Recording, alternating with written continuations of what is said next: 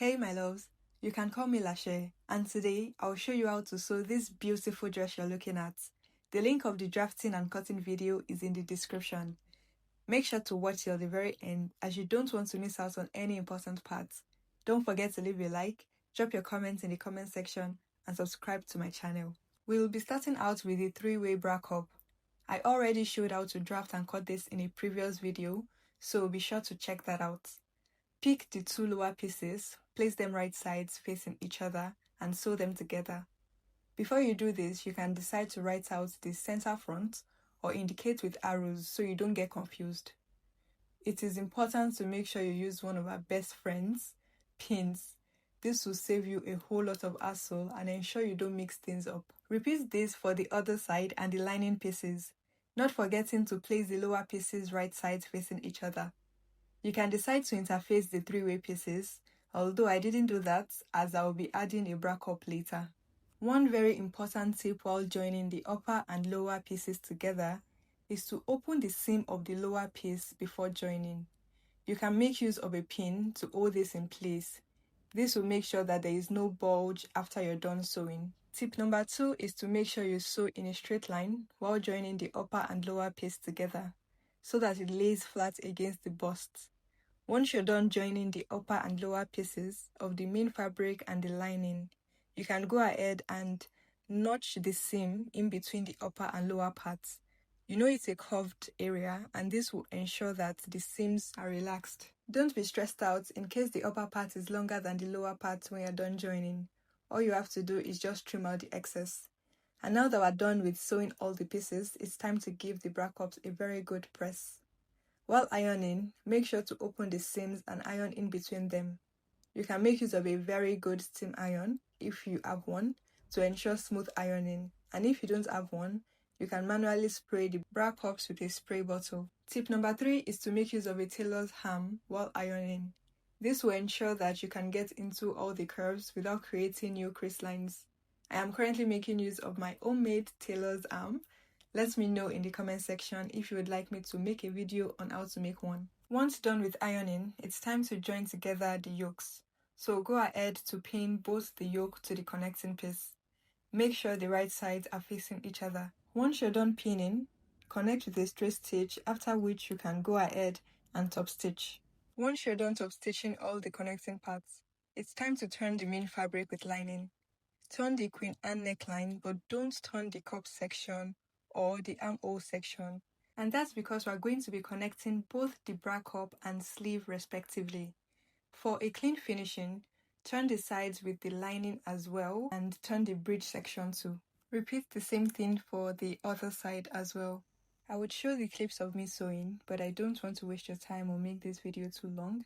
So just let me know in the comment section if you would like to see a full video of me sewing through, showing the processes, and I will be sure to incorporate that in the next videos I make. After joining the lining with the main fabric, go ahead to open up the seams, take it to your ironing board and give it a very good press. Now that we're done ironing, now to the back piece. Turn the neck and the keyhole flap with the lining, but just like I said earlier, don't turn the shoulder or armhole area, as we're going to be connecting the shoulder together and the sleeves to the armholes. Turn the keyhole area as well as the sides for a very clean finish. Another important reason why you have to turn the sides, especially the center back, is to ensure that you have the right anatomy, let me use that word, for your eyelets. Obviously, make sure to repeat all we did on the first part of the back panel on the other part as well. And to make sure you have a very neat finishing and to make things very easy for you, don't forget to make use of what I always call your best friends, which are the pins. Use your pins to hold things in place, to hold your pieces in place. That way, everything is where it's meant to be when you're sewing them together. I've gone ahead to stitch all round where necessary, and I intentionally left out the keyhole flap so I can show you something regarding the neck area. To make sure that everything lays flat, you want to ensure that you correctly fold the neck area. So align your main fabric, align it in a way that the seam allowance falls onto the lining, and the major seam that is holding your lining and your main fabric together is the one at the top.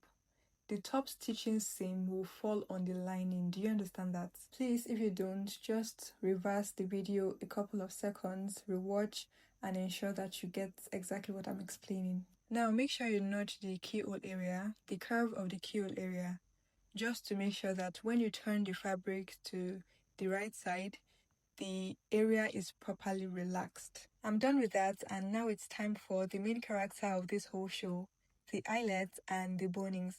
I made a short on the types of bonings and their sizes, so feel free to watch that after you're done with this video, as I wouldn't be going too in-depth into that for now. The process is a very simple one. You just have to pay attention. On both back panels, from the center back, mark in 0.5 inches. This will serve as our first channel for the boning. We are going to be inserting 2 bonings into 2 bone channels for the back panels, and this is to ensure that the back panel has the adequate support it needs, especially for the eyelets and the lacing. The last thing you want is for your eyelets to pop out or for the back panel to rip open when you're snatching yourself. You know yourself, you know you fall into the categories of I'm not fully snatched, snatch me well. I made use of a disappearing pen to mark my markings. You can make use of your tailoring chalk as long as it will dust off. Stitch down the marked out ½ inch to create our first channel, and make sure to repeat everything on the second panel as well. The next thing is to create the eyelet section. You can place the eyelet you're making use of on the fabric and mark out the allowance you need, or you can decide to measure the eyelets just as I'm doing right now. Mark out the measurements for your eyelet and stitch the lines down. And finally, to the second channel, mark out the same measurements you have for your first channel. I am marking and rolling it out just to make sure you can see the visual representation and it's easy for you to replicate. Obviously, you can decide not to roll out these measurements. Once you're done creating the channels, it's time to insert the bonings. Measure out the accurate length you would need for the bonings, not forgetting to keep the boning length about 0.5 inches short for the sewing allowance, so it's giving you, or it's going to give you, a relaxed seam when you're done joining the upper and lower part of your gown. And an extra bonus to this is it doesn't dig into your body or into your client's body. Okay, it's time for tip number 4. Is that right? Just go along with me, please. One thing you need to keep in mind when it comes to bonings is the orientation of the boning. Simply put, this is the natural shape of the boning. You want to make sure you are not going against this natural shape. For example, the boning I'm making use of has a concave orientation to it, and I'm going to make sure to insert the boning into the channel, making sure that the arched part faces up. That way you don't have a corset that seems to be fighting against your body. Tip number 5 is masking your bonings, and this is quite self-explanatory. It's just to make sure that your bonings don't poke or hurt you, or it doesn't stick out of your fabric. For plastic bones, all you have to do is cut out the pointy corners into curved corners and take out your file. That's your nail file, and file it down for a smooth finish. You can see it's not hurting me right now. So make sure to do this for the ends of all your plastic bones. Go ahead to cut out the bonings for the second channel as well, not forgetting to keep the bonings 0.5 inches shorter than the back panel. Now to the eyelets. Before you start your eyelet placement, make sure to mark off 0.5 inches or thereabout from the top. Now from the marked out 0.5 inches, you can create your eyelet placement. I've decided to go with 1 inch interval between each eyelet, but you can decide to make use of 1.5 inches, 2 inches or so. Repeat the same thing for the other side, and you can go ahead to cut out the eyelet hole. If you have a puncher, that is great, beautiful, you can make use of that. And if not, you can also make use of what is known as an awl, AWL. This is to push the threads of the fabric apart as opposed to cutting it out. This makes the hole stronger and ensures that your eyelet doesn't slip out. But if you have none of this, that's fine. You can as well go ahead to manually cut out the hole. Just make sure that the hole is not too big. The last thing you want is your eyelet slipping out. Cut out the holes for all the eyelet placements and you can go ahead to insert your eyelets. If you want me to make a detailed video about how to fix eyelets with the rivet machine, just let me know in the comment section and I'll be sure to make a video on that. Go ahead to fix your eyelets into the created holes, and once done with that, it's time to insert your bones into the created channels. A quick recap: don't forget to cover out the edges of your bones with your scissors and file them down for a smoother finish. Also, don't forget to cut your bones 0.5 inches shy of your channel's length so that you don't end up sewing on the bones.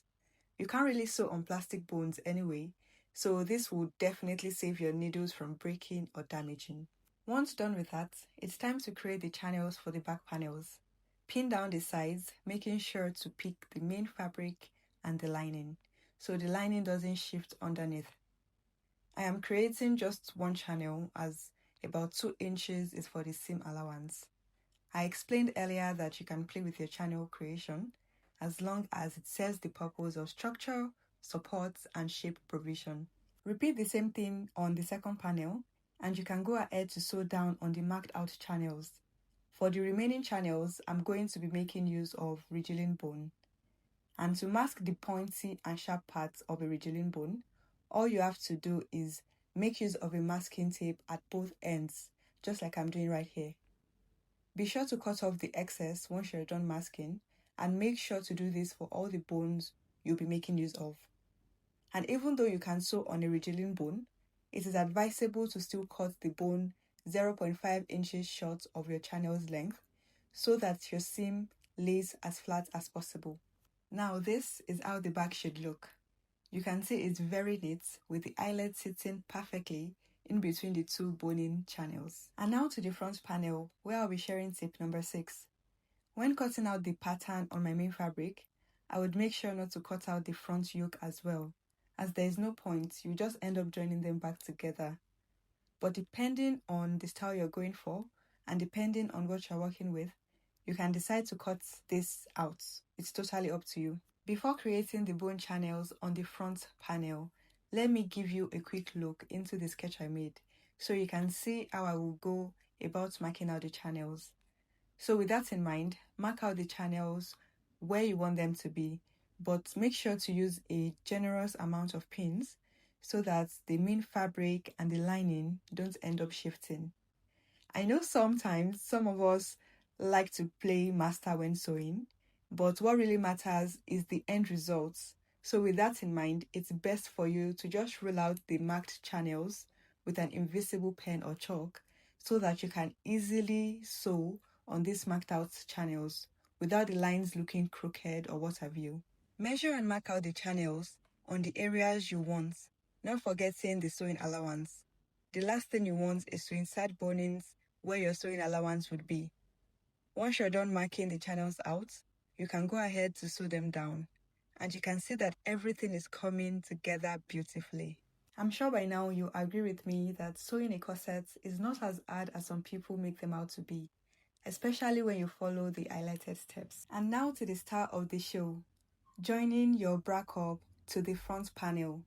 For those that will be making use of a ready-made bra cup, insert that into your sewn 3-way bra cup and make sure the ready-made bra cup fits snugly. You can achieve this with your pins and slightly pulling the fabric over the bra cup. Emphasis on slightly. Once you're done with this, it's time to turn the top of your bra cup with your lining. So go ahead and pin this down, and with a straight line, join the main fabric and the lining together. Repeat this for the second part as well. To ensure the lining lays properly without peeking out, go ahead to top stitch over the lining. Give them a very good press, especially the top of the bra cups. Once done with the ironing, you can see how perfect our bra cup is standing. Go ahead and trim out the excess fabric, after which you can then sew the main fabric to the lining from side to side. And of course, repeat this for the second bra cup. Drum roll, please. Can you tell? Can you tell? Don't mind me, I was just excited. Now this is a quick view on how the back of the front panel looks. You can see it is exceptionally neat. That is always the goal. To join your bra cup to the front panel, you'll be needing a lot of pins. So go ahead and pin them down, and once you're done with that, sew them together. Not forgetting to sew the bra cup to the upper part of the yoke as well. Once you're done joining them together, make sure to notch the part between the yoke and the bra cup so that it doesn't bunch up and stays relaxed. It goes without saying, but once you're done with this, make sure to repeat the same thing on the second side. Give this a very good press, and it's time to insert your bones into your created channel. To avoid repetition, let's quickly run through what you need to do. Measure out the correct length for your bones, not forgetting to subtract 0.5 inches for the seam allowance. And don't forget to mask the tip of your bones so that it doesn't poke your skin or poke out of the fabric. Let me know if you have any question whatsoever regarding this in the comment section. And if you've watched up to this point, please give this video a thumbs up and subscribe to the channel for more videos just like this. You can also let me know the styles you might currently have some issues with or need help with, and I'll be sure to make explanatory videos based on your requests. Now it's time to join the shoulders together. Let's consider this tip number 7 for those who might not be familiar. Place the right side of the main fabric of the front and back together. That's a mouthful, but stick with me. Spread open both the front and back panel in a way that the right sides of the main fabric are facing each other and the right sides of the lining also face each other. Align the main seam together and fold right at the main seam. Use a pin to secure this together so it doesn't shift, and run a straight stitch on top. Make sure all the panels are properly aligned so you can have a clean and straight finish. And this is what you should have when you're done. Don't worry about the excess fabric at the back of the panel. We'll trim that out very soon. Obviously, repeat this for the second side as well. Once you're done with that, it's time to join the front and back panel. Pin them together so you have good control while sewing. And when done with this, measure out your bust measurement divided by 2, your under bust measurement divided by 2, and waist measurement divided by 2 as well. Don't forget to subtract 1 inch from the waist for a defined and snatched waist. Once you're done marking this out, go ahead and sew them together both on the right and left side. For a clean finish, you can overlock the seam below the bra cup or sew a bias tape all around the exposed seam allowance. Go ahead to iron the seam allowance at both sides, not forgetting to open the seams up. And as you can see, we're done with the upper part of our corset. This is just a sample material, calico, and that is why I'm not adding the sleeves to it. But you can go ahead and add your sleeves at this point. I'll be adding mine when I cut out the main fabric. To the lower part, mark and measure out your zip allowance. Are we on tip number 7? Make sure the end of your zip falls below the hip area so that it is easy to get into and out of your clothes when it's time to wear it. I forgot to mention earlier, when measuring out the zip length, make sure you factor in the upper part measurement. So place your measuring tape from your half length measurement. Mine is 16 inches, so I started from 15.5 inches, factoring in sewing allowance to join the upper and lower parts together. So, sew a straight line starting from where you marked out. When you're done, go ahead and iron out the zip allowance so it's easy for you when you're attaching the zip. You can decide to use any zip of your choice. I'm using a normal open teeth zip, but using the invisible method to attach the zip. Once you're done with this, go ahead and join the front and back panel together, making use of your waist and hip measurements divided by 2. Make the lines as straight as possible when sewing, as you don't want the hip of your fabric not laying flat against your hip. You can decide to cut out the excess sewing allowance when you're done. Now it's time to join the upper part and lower part. Make use of your pins to keep everything at the right place, making sure to open the seams along the way. That way there is no unnecessary bulge when you're done sewing. Be mindful of the eyelets and the bones. And the final tip for this video, I guess, is to make sure your eyelet is not too close to your seam allowance. That way you can smoothly join the upper and lower parts together. When you're done joining, go back to that V-shaped area and make sure you notch that point so that everything can fully relax. And for the raw edges close to the zip allowance, you can finish that up with your needle and thread for a clean finish. And there you have it, my loves. We've come to the end of these sewing tutorials. What do you think of the finished look? And did yours come out as beautiful as mine did? Thanks for watching. Don't forget to give this video a thumbs up and subscribe to my channel for more videos. Bye!